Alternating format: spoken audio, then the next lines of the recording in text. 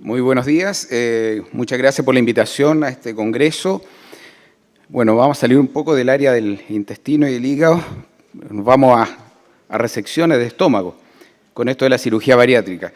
Aquí están los tres temas que me pidieron abordar: indicaciones, complicaciones y reganancia. Trataré de ir bien rápido con las dos primeras para llegar a un tema importante que nos convoca, que es la reganancia, a todos los que no somos cirujanos.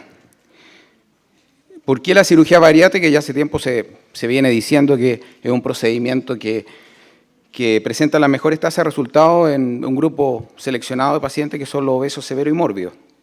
Se asocia a mejoría de comorbilidades, a una tasa de remisión de varias de ellas, o por lo menos una mejor calidad de vida en muchos casos. Pero no está exento de complicaciones, y eso es lo que abordaré en un par de diapositivas más adelante. Bien, ahí tienen el incremento en la cifra de cirugía bariátrica. Como ven acá, ha subido exponencialmente la cantidad de cirugía bariátrica, y especialmente en la figura, en la línea verde, se ve cómo ha incrementado una de ellas, que es la manga gástrica, principalmente desde la aprobación en distintos lugares en países desarrollados, en Europa y Estados Unidos. Pero en Chile ya venimos con una tasa de incremento en la manga gástrica preocupante. Vamos directamente a las indicaciones de la cirugía bariátrica. Ya desde el año 91 en Estados Unidos se establece que debiera indicarse cuando hay fracaso. En primer lugar, el fracaso en el tratamiento médico multidisciplinario es fundamental como criterio de entrada para un paciente candidato a cirugía bariátrica en un rango de edad estrecho, y que también puede presentarse como criterio de indicación a aquellos que tienen obesidad severa sobre 35 de índice de masa corporal y que presentan patologías de alta relevancia médica y que son susceptibles de mejorar con la baja de peso. En Chile, el año 2004, fuimos convocados por el Ministerio de Salud para establecer criterios y normas, una norma técnica que se logró presentar y aprobar en noviembre del 2004, que por lo tanto dio pie a que la cirugía bariátrica tuviera cobertura por los sistemas de salud, privados y públicos. Y se incluye acá un criterio de expansión para el índice de masa corporal menor a 40. Ya nosotros en el criterio nacional, cualquier paciente es candidato si tiene sobre 30 de índice de masa corporal y menos de 40, teniendo patologías de alta relevancia médica, como es la diabetes mal controlada, candidato a prótesis de reemplazo articular, apnea severa del sueño. Por lo tanto, ya tenemos un avance desde el año 2004 en cuanto a bajar la indicación de cirugía bariátrica a niveles de obesidad no tan importantes. Después, posteriormente, criterios internacionales establecen que se puede indicar la cirugía bariátrica en diabéticos con mal control metabólico. En primer lugar apareció este consenso de la Federación Internacional de Diabetes del 2011, que hablaba de la posibilidad de indicar con un índice de masa corporal entre 30 y 35 cuando hay un mal control metabólico. Esto fue refrendado más adelante en un consenso de varias sociedades de diabetes, y finalmente se agrega este criterio dentro de las guías de la Asociación Americana de Diabetes. Como ven acá, de 30 a 35 está la cirugía bariátrica como una opción terapéutica cuando el paciente diabético no presenta un buen control metabólico. Además, establece que para los asiáticos podría bajarse la indicación a un índice de masa corporal desde 27,5. Por lo tanto, la indicación se ha ampliado en forma importante y también ha aumentado el número, como les mostré, el número de cirugía. Acá tienen los dos procedimientos que más se desarrollan. Por un lado el bypass gástrico, por otro lado la manga gástrica, siendo que la banda gástrica ajustable se desarrolló con un número bastante importante al inicio, fue siendo discontinuado como técnica en la medida que avanzó la aplicación de la gastrectomía vertical en manga. Los números de las encuestas internacionales daban un incremento entre el 2013 y 2016, aquí no se ve muy bien, pero todavía hasta el 2013 venía siendo el bypass gástrico la cirugía prioritaria, y la manga gástrica pasó a ser la cirugía más aplicada a nivel mundial en la encuesta del año 2015 que se publicó, perdón, del 2016 que se publicó recientemente. ¿Y qué pasa con la banda gástrica? Una disminución sostenida y que ha sido mayor en algunos países que en otros. Y esto es lo que vemos en Chile. 22% era bypass gástrico el 2013, subió levemente a 25%. La manga gástrica ya estábamos en niveles muy altos, 72% de los cirujanos bariátricos en Chile aplican manga gástrica y esto bajó levemente y la banda gástrica ajustable casi está desapareciendo. Lo que ha ido aumentando también son los procedimientos endoscópicos que se están practicando, especialmente ha habido un aumento en la aplicación de balones intragástricos y otros procedimientos como la aplicatura endoscópica, que son procedimientos que el último que está en fase más bien experimental, pero que ya hay series de pacientes operados. En la clínica Las Condes, por ejemplo, hay 2 grupos quirúrgicos que están aplicando esta técnica. ¿Qué nos interesa después de la operación? Y aquí viene el tema de las complicaciones. En el primer año nos interesa, por supuesto, hacer un buen seguimiento de los pacientes para la reeducación, la evaluación de resultados, la detección precoz de complicaciones. Es fundamental en el primer año que el equipo esté trabajando en forma cohesionada y manejar bien las expectativas de los pacientes, que a veces son bastante elevadas respecto al índice de masa corporal y la apariencia física que quieren lograr. En el largo plazo, la prevención de la reganancia es una de las mayores preocupaciones en la actualidad, además de las complicaciones crónicas, de las cuales las más importantes son las deficiencias nutricionales, que las podemos encontrar muchos años después de aplicada la cirugía bariátrica. Las razones de estas complicaciones y de los cambios que se producen tienen que ver con las características de ambas cirugías, en este caso el bypass gástrico, la técnica gold standard, con un volumen del pouch gástrico que ha ido bajando hasta volúmenes cercanos a 20 ml, una anastomosis estrecha que impide el paso de los alimentos rápido hacia el intestino, alimentos mal digeridos, con mala tolerancia a alimentos de alta osmolaridad en el intestino delgado, en el yeyuno, y este problema de la sincronía que se produce entre la llegada del bolo alimenticio con la secreción bilopancreática, que establece un problema en la digestión, especialmente de las grasas. En manga gástrica tenemos el bajo volumen, pero ya no tan bajo, alrededor de 100 ml en el postoperatorio, una larga línea de corcheteo que establece un factor de riesgo, a veces una estrechez en la parte central de esta manga gástrica que forma una especie de reloj de arena, y un vaciamiento gástrico acelerado que, según los estudios del doctor Bragueto de la Universidad de Chile, ha encontrado que el vaciamiento es 3 veces más rápido que el estómago entero. Por lo tanto, la llegada de los alimentos al duodeno distal y yeyuno es mucho más rápido y por lo tanto también puede darse problemas de mala tolerancia a los alimentos de alta osmolaridad. Aquí tienen un esquema de las complicaciones precoces y tardías. Entre las precoces está claramente la deshidratación como problemas médicos, la intolerancia nutricional y los vómitos, pero el problema más grave son las filtraciones. Y el problema es tan grave que presenta una alta tasa de hospitalización y reoperaciones, una alta tasa de días postoperatorios y una mortalidad no despreciable. Las fístulas, la hemorragia, los tromboembolismo pulmonar y venoso profundo, etcétera. Tardías tenemos principalmente las deficiencias de micronutrientes, provocando en algunos casos anemia, malnutrición, hipoglicemias postprandiales, alopecia, reflujo gastroesofágico, uno de los problemas que se está viendo con los pacientes sometidos a manga gástrica, cuadros diarreicos, estenosis, obstrucción intestinal. Como ven, una cantidad importante de complicaciones que afortunadamente no se dan en la mayor parte de los pacientes, pero cuando se dan algunas complicaciones graves, se cuestiona realmente si esta cirugía debió haber sido hecha en ese paciente en particular o debió haberse intentado un tratamiento médico más agresivo.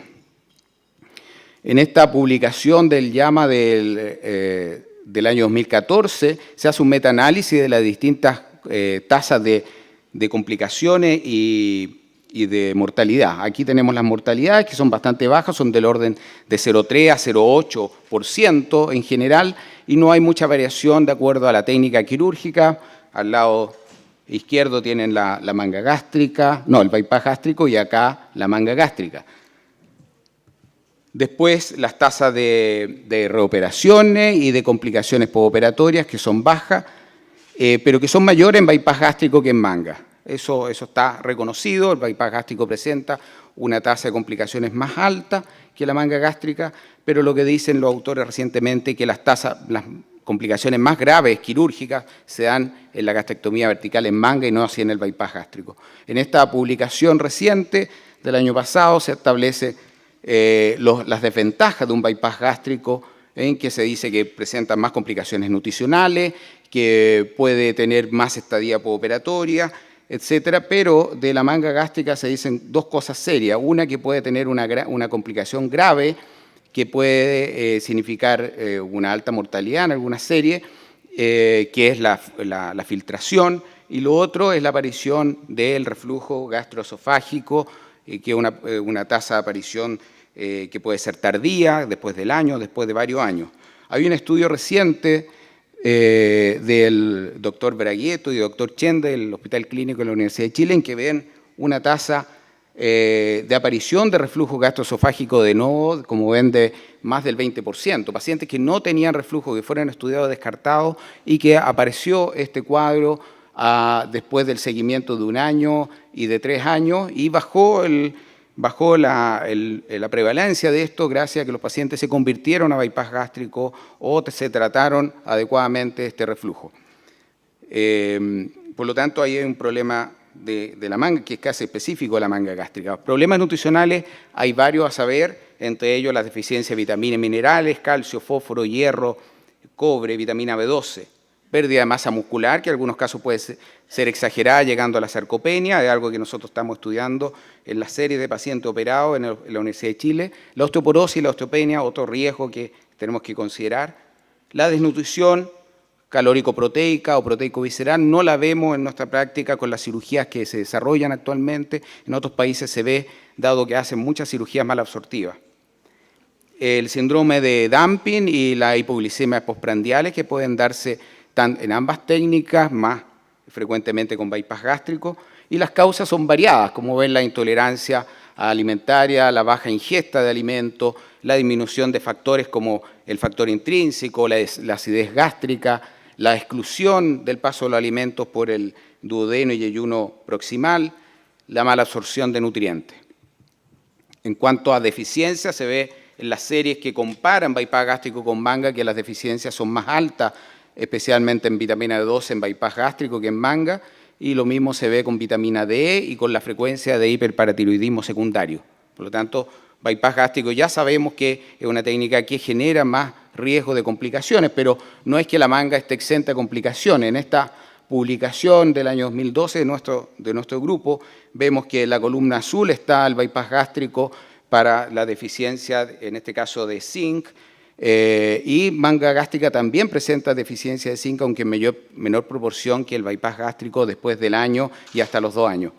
Deficiencia de cobre también vemos, y puede provocar algún tipo atípico de anemia, una anemia normocítrica, normocrómica, que cuesta distinguirla cuando no encontramos deficiencia de B12, deficiencia de hierro. Hay que pensar que puede haber una deficiencia de cobre, y acá ven las cifras que son bastante altas de deficiencia de este mineral. Deficiencia de hierro, tanto en bypass como manga, siempre mayor en bypass que en manga, y anemia, principalmente por deficiencia de hierro, que puede darse hasta cerca de un 40% al año y a los 2 años de la cirugía. Por lo tanto, el panorama se da para ambas cirugías con mayor riesgo para el bypass gástrico. La malabsorción postcirugía la hemos visto en distintos estudios, en que hemos hecho estudios de absorción doble isotópica, en este caso hierro-EM y hierro no EM, tanto en manga como en bypass gástrico lo estudiamos y vemos que cambia después del postoperatorio en forma significativa, se presenta esta disminución y que al parecer no es bien compensada después de los 2 años de la operación.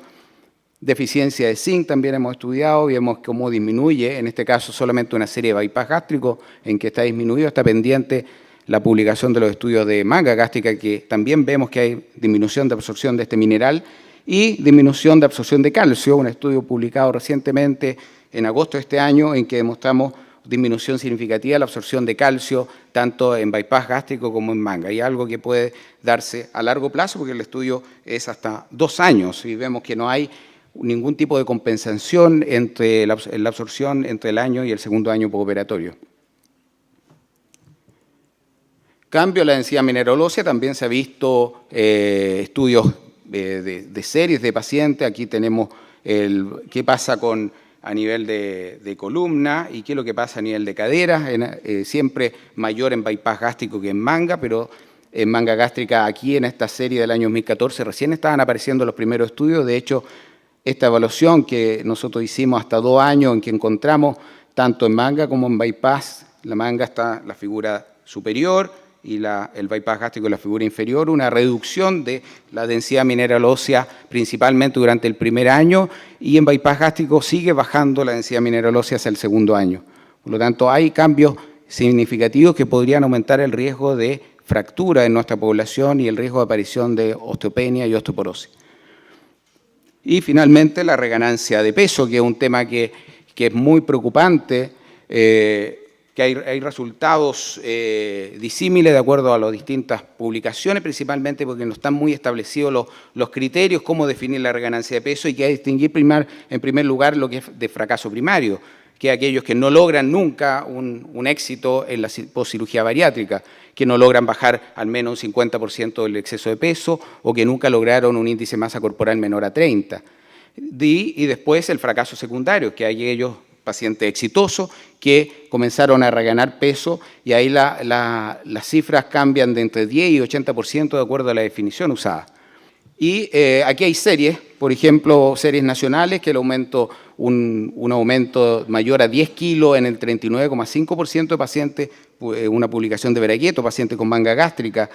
Otros estudios hablan de un 50% de ganancia mayor al 15% del peso perdido, ese estudio de Llanos. O el último estudio de Chendes, que en pacientes con manga gástrica, 102 pacientes, en que el 45% de los pacientes ganan entre más de 10 a 12 kilos, que corresponde a aproximadamente 4 unidades de índice de masa corporal. Por lo tanto, las series, las prevalencias de esta reganancia son variables dependiendo del criterio que vemos en la publicación. Aquí están los factores causales. En el caso de los factores conductuales, hay problemas con la dieta, ¿cierto?, con la baja actividad física, la ingesta de alcohol, factores relacionados con conducta alimentaria y psicológico que aparecen en trastorno alimentario, el síndrome de atracones, comedor nocturno, el grazing, la impulsividad por dulce, problemas de ansiedad e impulsividad, y factores quirúrgicos, la manga gástrica que se dilata o que se removió una porción muy pequeña del fondo gástrico, o el bypass gástrico, que puede existir una dilatación del pouch gástrico o un ensanchamiento, una dilatación de la anastomosis gastroyeyunal. Aquí tenemos la serie de pacientes del estudio sueco, el SOS, publicado ya en el año 2007, como muestra que el bypass gástrico presenta una tasa de reganancia a partir del año incluso de la operación, mucho menor, eso sí, que con los procedimientos restrictivos, como en este caso la gastrectomía vertical o la banda gástrica ajustable. Y cuando vemos factores relacionados con el género solamente, vemos que los hombres en general tienen tasas de reganancia mucho más altas, llegando a un 10% promedio de pérdida de peso a los 15 años, en cambio las mujeres, siendo que terminan con un N pequeño en la observación, pero tienden a tener un comportamiento diferente en el seguimiento a largo plazo. Al parecer, el factor género ya es un factor predictor de reganancia de peso desde antes de la cirugía.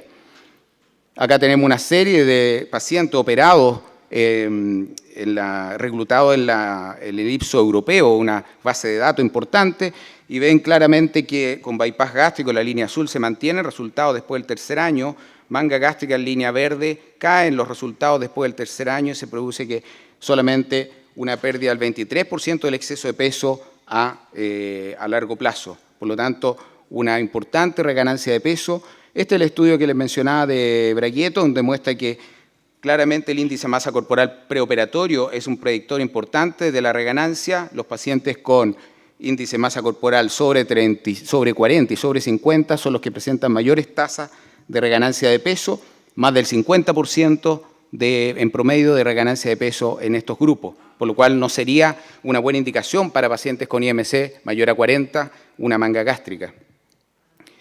Mecanismo lo estudiamos en la Clínica Las Condes, un proyecto que publicamos el año 2016, hicimos un análisis de 40 pacientes, esto no fue para ver la prevalencia, porque es una muestra que logramos reclutar y dividimos en caso y control, aquellos que tenían mayor y aquellos que tenían menor reganancia de peso.